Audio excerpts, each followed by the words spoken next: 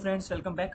तो ये क्वेश्चन दिया था मैंने आपको न्यूमेरिकल सॉल्व करने के लिए दिया था ना। ये जो प्रॉब्लम है इसको मैं सॉल्व करता हूँ। डेडिकेटेड वीडियो बना रहा हूँ इस क्वेश्चन को सॉल्व करने के लिए, क्योंकि ये समझ में अगर आपके आ गया, अगर आप इसको सॉल्व करना सीख गए तो इस तरीके का कोई भी क्वेश्चन अगर फैब्रिकेट करके कोई भी दे आपको तो आप उसको कर लोगे। ठीक है, तो इस क्वेश्चन को देख लेते हैं सबसे पहले। तो इस क्वेश्चन में बोला क्या गया है वो देख लेते हैं। अच्छा, तो इस क्वेश्चन में ये फिगर गिवन था, एनसीईआरटी में फिगर गिवन है। लेकिन अगर ये फिगर ना गिवन हो तो आप इस फिगर को कैसे बनाओगे, स्टेटमेंट पढ़ के वो भी देख लेंगे। ठीक है, तो देखो क्वेश्चन में क्या लिखा है, consider the charges Q, Q and minus Q placed at the vertices of an equilateral triangle. ठीक है, तो बोला है एक इक्विलेटरल ट्रायंगल है। क्या बोला है कि एक इक्विलेटरल ट्रायंगल है। ठीक है, एक इक्विलेटरल ट्रायंगल बना देता हूं मैं। इसके वर्टिसेस पे तीन चार्ज रखे हैं। ठीक है, इसमें पहले एबीसी लिख लेता हूँ, ए बी सी।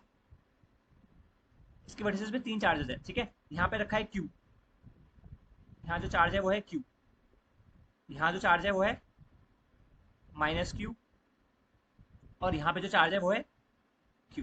ठीक है, तो Q, Q और माइनस Q तीन चार्ज रखे हुए। ये Q, Q माइनस Q की पोजीशन कहीं भी हो सकती है। ठीक है, ऐसे कोई वो नहीं है, कंपलसरी नहीं है कि आपको ये Q यहीं लिखना था, यहाँ पे आप माइनस Q भी रख सकते थे, क्योंकि हर तरीके से वो एक जैसे ही होगा। ठीक है, अच्छा, अब देखो क्या होगा। जो ये Q चार्ज है ना ये पॉजिटिव है, और ये जो ये वाला Q है ये नेगेटिव है ना। जो A पे Q चार्ज है वो पॉजिटिव है, जो C पे Q चार्ज है वो नेगेटिव Q है ना। तो क्या होगा, पॉजिटिव नेगेटिव को क्या करता है, अट्रैक्ट करता है ना, पॉजिटिव नेगेटिव को अट्रैक्ट करता है। ठीक है, ये मैं आपको दूसरे कलर से समझा देता हूँ। देखो, पॉजिटिव नेगेटिव को अट्रैक्ट करेगा, तो ये जो पॉजिटिव क्यू चार्ज है ना ये इस नेगेटिव चार्ज को अपनी तरफ अट्रैक्ट करेगा इस तरीके से। तो इसमें अट्रैक्टिव फोर्स लगाएगा ना। तो जो अट्रैक्टिव फोर्स इसमें लगा रहा है, मैं इस फोर्स को क्या नाम दूं, इस फोर्स को मैं क्या नाम दूं, है ना, इस फोर्स को नाम दूंगा मैं एफ। ठीक है, अगर मैं इसको Q1 बोल रहा हूँ, ठीक है, अगर मैं इसको Q2 बोल रहा हूँ, इसको मैं Q3 बोल रहा हूँ, तो ये हो जाएगा एफ जो चार्ज Q3 पे लग रहा है 1 की वजह से, है ना। हम इसको ऐसे लिखते आए हैं, मैंने आपको सिखाया था, जिस पे फोर्स लग रहा है उसको पहले लिखेंगे और जो लगा रहा है उसको बाद में। तो F31 कि ये डायरेक्शन हो गई। ठीक है, अच्छा, अगर एफ ये प्लस क्यू जो चार्ज है इस पे अट्रैक्टिव फोर्स लगा रहा है, तो ये नेगेटिव चार्ज भी तो पॉजिटिव चार्ज पे अट्रैक्टिव फोर्स लगाएगा, है ना। तो जो ये इस पे पॉजिटिव अट्रैक्टिव फोर्स लगाएगा, है ना, जो नेगेटिव चार्ज पॉजिटिव चार्ज पे अट्रैक्टिव फोर्स लगा रहा है वो ये है।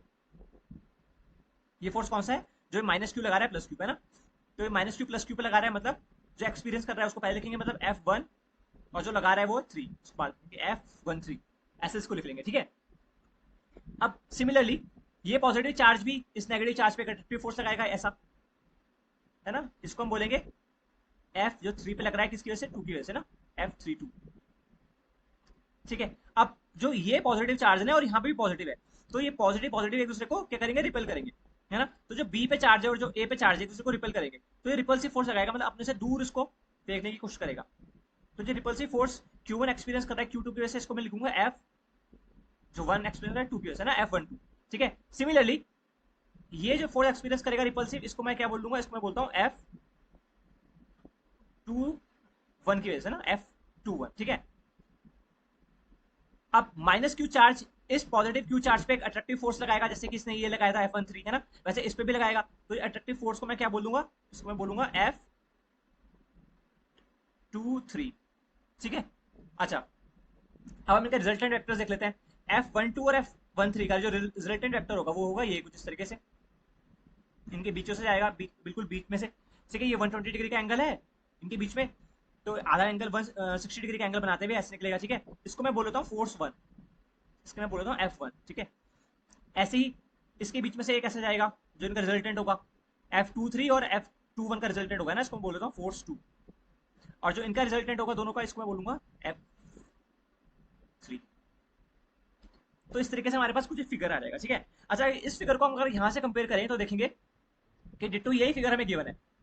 देखो, यही फिगर हमें गिवन है, अगर आप कंपेयर करेंगे दोनों फिगर में तो आपको डिट्टो सेम फिगर मिलेगा जो क्वेश्चन में गिवन है। इसका मतलब क्या है कि अगर आपको स्टेटमेंट दी हो ना, तो आप ये देखकर कि माइनस क्यू चार्ज का है प्लस क्यू चार्ज का है, उनका मैग्नीट्यूड कितना है, आप आसानी से आप फिगर बनाने लायक आप हो चुके हो। ठीक है, ठीक है, तो स्टेटमेंट से आप फिगर आप बना लोगे, है ना। अच्छा, तो इस उम्मीद के साथ कि आप फिगर बनाने लायक हो गए हो, हम इस न्यूमेरिकल को सॉल्व करते हैं। ठीक है, सब कुछ इरेज कर लेता हूँ मैं। अब देखो, इस न्यूमेरिकल को सॉल्व कर लें। अब सबसे पहले हम एक चीज और देख लेते हैं कि चार्ज जो है, चार्ज का मैग्नीट्यूड, देखो चार्ज का मैग्नीट्यूड यहाँ पे भी क्यू है, यहाँ पे भी क्यू है, यहाँ पे भी क्यू है। मैं बात कर रहा हूँ मैग्नीट्यूड की, है ना। यार जो साइन है ये नेगेटिव है, ये पॉजिटिव है, लेकिन जो उसका मैग्नीट्यूड है वो तो क्यू ही है ना। अच्छा, इसका क्या मतलब है? इसका मतलब ये है कि जो सारे फोर्स होंगे ना, F31, F13, F12, F23, ये सब आपस में सब बराबर होंगे। कैसे होंगे मैं आपको एक लिख के बता देता हूँ। अगर मैं सपोज करते हैं F32 निकालना चाहूँ, अगर मैं F32 निकालता हूँ, तो F32 की वैल्यू मेरे पास क्या आएगी? देखो, F32 की वैल्यू मेरे पास आएगी 1/4 पाई एप्सिलॉन नॉट।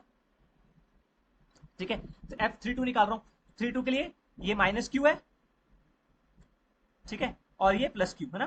तो यहाँ पे क्या आ जाएगा? Mod of minus Q, mod of plus Q upon R square. तो यहाँ से क्या जाएगा इसकी वैल्यू? यहाँ से इसकी वैल्यू आ जाएगी 1/4 pi epsilon naught Q square upon R square. Okay, ठीक है। ऐसे ही अगर मैं F12 निकालना चाहूँ, F12 अगर मैं निकालना चाहूँ, F12 ये है ना, तो F12 निकालना चाहूँ मतलब 1 एक्सपीरियंस कर रहा है 2 की वजह से। तो इसमें कौन कौन चार्ज इंक्लूड होंगे? ये वाला चार्ज और ये वाला चार्ज ना, तो दोनों पॉजिटिव है इस केस में। F12 निकालना चाहूंगा, इसका मैग्नीट्यूड तो आएगा, क्या आएगा? मैग्नीट्यूड की बात करें तो उसको मैग्नीट्यूड के अंदर, मॉड के अंदर रख लेते हैं ना। तो इसका वैल्यू क्या आएगी? इसकी वैल्यू आएगी माइनस नहीं, यहाँ पॉजिटिव आएंगे दोनों, क्यू क्यू और आर स्क्वायर। ठीक है, माइनस का साइन नहीं था यहाँ पे। हाँ, तो देखो क्या होगा, यहाँ से आज क्या आ जाएगा? यहाँ से वही वैल्यू आ जाएगी 4 naught Q square upon R square. इसका मतलब क्या है? इसका मतलब मैं ये बोल सकता हूँ यहाँ पर कि जो सारे फोर्सेज है ना, आपस में बराबर है ना। तो मैं ये लिख सकता हूँ कि F12 का mod is equal to F13 का mod is equal to F31 का mod is equal to F32 का मॉड, है ना, इज इक्वल टू F23 का mod is equal to F21 का मॉड। सब आपस में बराबर होंगे। अच्छा, ये सब आपस में बराबर होंगे, तो उनको जो बराबर की जो टर्म है ना, उसको मैं एक नाम दे देता हूँ, उसको मैं बोलता हूँ F। ठीक है, ये सब बराबर किसके होंगे? F के। ठीक है, इसको क्वेश्चन 1 बना लो। आई होप ये आपके समझ में आया होगा, है ना। ये सारे चार्ज आपस में बराबर हैं, तो मैंने मान लिया कि सब F के बराबर है। ठीक है, तो ये भी F के बराबर है, ये वाला भी F के बराबर होगा, ये वाला भी F के बराबर होगा, ये वाला भी F के बराबर होगा। ओके, अच्छा, अब मैं इसको रब कर लेता हूँ बाकी को।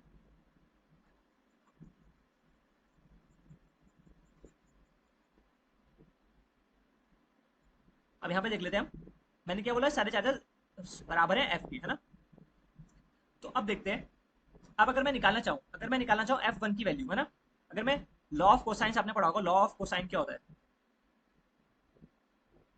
लॉ ऑफ कोसाइन क्या आता है कि अगर हमें रिजल्टेंट वेक्टर निकालना है, ठीक है, रिजल्टेंट वेक्टर अगर हमें निकालना है, अगर दो वेक्टर्स है ए और बी, ये वेक्टर ए है, ये वेक्टर बी है, इनका रिजल्टेंट अगर हमें आर वैल्यू चाहिए, है ना, तो रिजल्टेंट वेक्टर का जो मैग्नीट्यूड है तो कैसे निकलता है? A square plus b square plus 2ab cos theta. ये हमारे पास फॉर्मूला होता है, ठीक है। इसी फॉर्मूले का यूज करके हम F1 की वैल्यू निकालते हैं। जो F1 की वैल्यू आएगी, वेक्टर F1 की वैल्यू आएगी, वो क्या आएगी? ए स्क्वायर मतलब F12 का स्क्वायर। अच्छा, F12 का स्क्वायर अगर मैं लिख रहा हूँ, मॉड ऑफ F12 का स्क्वायर, इसका मैग्नीट्यूड का स्क्वायर करना चाह रहा हूँ ना, फिर F13 का स्क्वायर प्लस 2ab मतलब F12 F13 cos थीटा, है ना, cos। अच्छा, इनके बीच में एंगल कितना है? ये पूरा एंगल कितना होगा? ये एंगल प्लस ये एंगल हम करेंगे तो उनके बीच का एंगल आएगा, क्योंकि जो इंटीरियर एंगल का जो सम होता है वो एक्सटीरियर एंगल के बराबर होता है ना। तो देखो, ये एंगल कितना है? ये एंगल है 60, ये एंगल है 60, तो 60 प्लस 60 कितना हो गया? 120। तो ये पूरा एंगल हो गया 120। ऐसे भी निकाल सकते हैं, क्योंकि ये पूरा एंगल होगा 180 और ये 60 है, तो 180 में से 60 माइनस किया तो इतना एंगल कितना आ गया? 120। ठीक है, तो यहाँ क्या आ गया? cos 120। ठीक है, इसको मैं यहाँ समझा लेता हूँ। तो F1 यहाँ से क्या आ जाएगा? F1 यहाँ से आएगा, देखो F1 यहाँ से आएगा, मैं वैल्यू पुट कर लेता हूँ। देखो, F12, F12 किसके बराबर है? मैं यहाँ लिखा था F12 बराबर है F के, है ना, सारी वैल्यूज F के बराबर है। तो मैं F12 की जगह भी F का स्क्वायर लिख लेता हूँ, F13 की जगह भी F का स्क्वायर लिख लेता हूँ, प्लस 2 इंटू F और cos थीटा। cos 120 होता है, क्या होता है cos 120 की वैल्यू? cos 120 की वैल्यू होती है -1/2। ठीक है, इंटू, यहाँ लिखता हूँ इंटू -1/2। -1/2 लिखूंगा तो क्या होगा? 2 से 2 कैंसिल हो जाएगा, तो यहाँ से मेरे पास क्या मिल जाएगा? F1 की वैल्यू आ जाएगी, F1 आ जाएगा एफ स्क्वायर के बराबर रूट में, है ना। तो यहाँ से F1 कितना आ गया? F1 is equal to F। Okay, तो यहाँ से मेरे पास F1 कितना आ गया? F1 मेरे पास आ गया F। मैं यहाँ लिख लेता हूँ, F1 की वैल्यू कितनी आ गई? F1 आ गया मेरे पास F के बराबर। ठीक है, एफ के बराबर आ गया। और जो इसकी डायरेक्शन होगी, इसकी डायरेक्शन में लिख लेता हूँ आर वन कैप, ठीक है। इसकी डायरेक्शन क्या लिख लेता हूँ मैं, आर वन कैप, है ना। जो आर वन कैप की डायरेक्शन है, आर वन क्या है, ये यूनिट वेक्टर है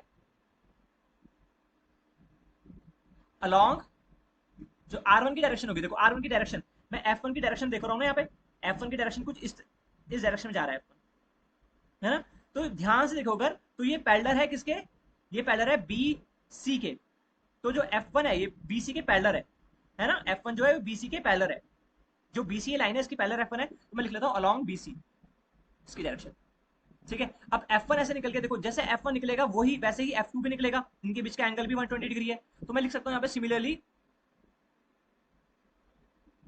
F2 कितना हो जाएगा यहाँ पे, F2 भी इतना ही हो जाएगा, F2 भी F, ठीक है। और इसका जो मैं वेक्टर यूनिट वेक्टर लिख लेता हूँ R2, ठीक है। Where R2 is the unit vector along along क्या, इसकी डायरेक्शन क्या आ जाएगी, देखो ये F2 की डायरेक्शन क्या होगी, जो डायरेक्शन किसकी है, ए सी की डायरेक्शन है। जो डायरेक्शन ए सी की डायरेक्शन है वही डायरेक्शन किसकी होगी, F2 की, है ना। तो मैं लिख लेता हूँ अलॉन्ग ए सी। अच्छा बाय द वे अगर मैं F की बात करूँ तो F कितना होगा, एंड F जो ये F लिख रहा हूँ ना मैं F मैग्नीट्यूड में, ये F कितना होगा, and F is equal to 1/4πε0 q square upon, ठीक है, R, जो इसकी डिस्टेंस है ये कितना है, L दे रखा है, तो मतलब L स्क्वायर।